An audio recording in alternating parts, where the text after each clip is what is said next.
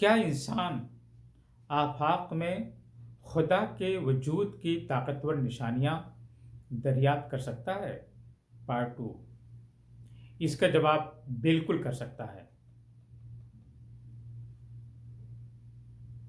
ہر فلکیاتی جسم کا اپنا کردار۔ سورج دن کو روشن کرتا ہے، چاند رات کو منور کرتا ہے۔ دونوں ایک دوسرے کے کام میں مداخلت نہیں کرتے۔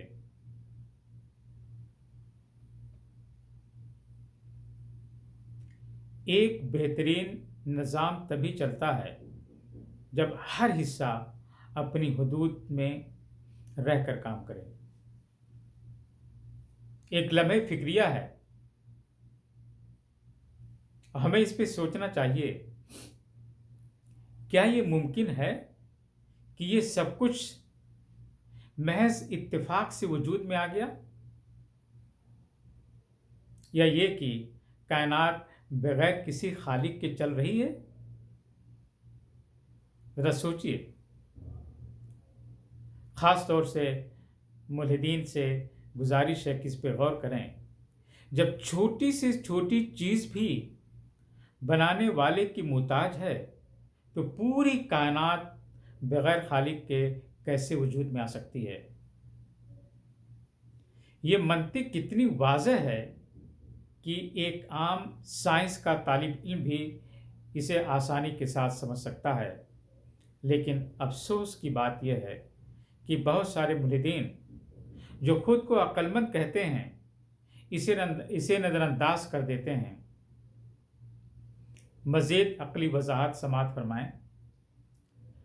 پوری کائنات میں ہر چیز، ہر جگہ نظم، قانون اور مقصد نظر آتا ہے۔ جوں سائنس جیسے فلکیات، طبیعیات، حیاتیات آگے بڑھتی ہیں، قرآن کی آیات مزید کھلتی جاتی ہیں۔ قرآن انسان کو جذبات سے نہیں، عقل سے کائنات پر غور کرنے کی دعوت دیتا ہے، اور جدید سائنس حیرت انگیز طور پہ انہی نکات پہ کی تصدیق کرتی ہے۔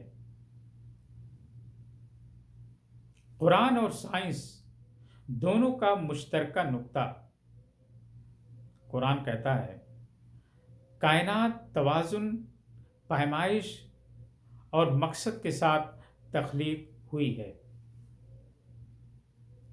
سائنس کیا کہتی ہے؟ کائنات ریاضیاتی قوانین، مستقلات اور فائن ٹیوننگ پر قائم ہے۔ فائن ٹیوننگ پہ قائم ہے۔ دونوں ایک ہی حقیقت کی طرف اشارہ کرتے ہیں۔ یہ موضوع خود کائنات کی نازک توازن کی وہ کہانی ہے جسے پڑھ کر انسان حیرت میں ڈوب جاتا ہے۔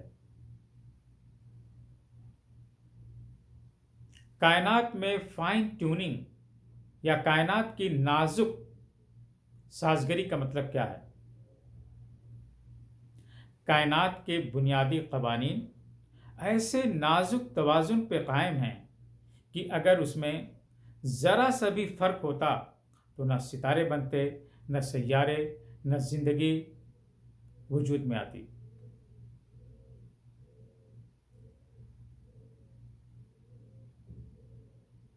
گریویٹیشنل فورس، قوت کشش، اگر یہ معمولی سا زیادہ ہوتا تو پوری کائنات اپنے ہی وزن سے سکڑ کر ڈھیر ہو جاتی۔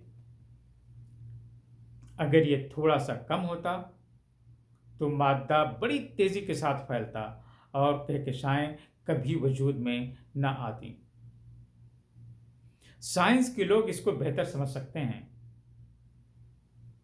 کاسمولوجیکل کانسٹنٹ، کائناتی پھیلاؤ کی رفتار۔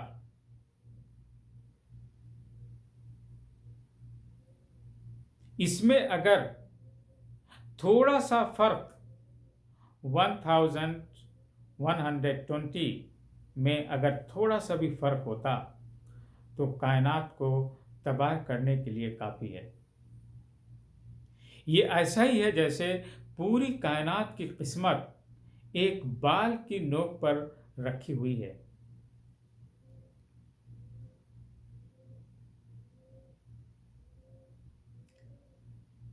اسٹرونک نیوکلیئر فورس جو ایٹم کو باندھے رکھتی ہے، اگر یہ 2% زیادہ ہوتی تو ہائیڈروجن جیسا بنیادی عنصر ہی نہ ہوتا۔ اگر یہ 2% کم ہوتی تو ایٹم ٹوٹ جاتے اور کوئی پیچیدہ مادہ وجود میں نہ آتا۔ تو یہ مکمل کائنات کا جو توازن ہے، اس پہ غور کریے۔ تخلیق کے آغاز میں مادے اور ضد مادے میں انتہائی معمولی سا فرق تھا۔ اگر یہ فرق نہ ہوتا تو ستارے، سیارے، پانی، ہوا کچھ بھی نہ بنتا۔ یہ سب ہمیں کیا بتاتے ہیں؟ سائنس اسے انتھروپک پرنسپل کہتی ہے، یعنی کائنات کے قوانین ایسے ہیں کہ زندگی وجود میں آ سکے۔ اگر یہ قوانین ذرا سا بھی مختلف ہوتے تو ہم یہاں یہ سوال پوچھنے کے لیے موجود نہ ہوتے۔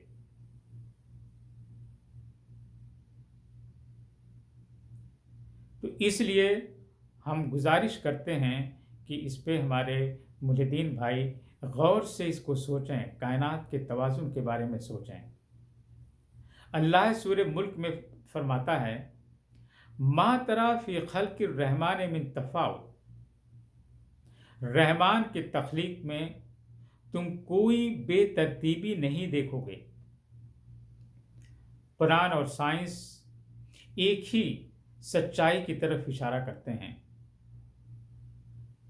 وہ سچائی کیا ہے؟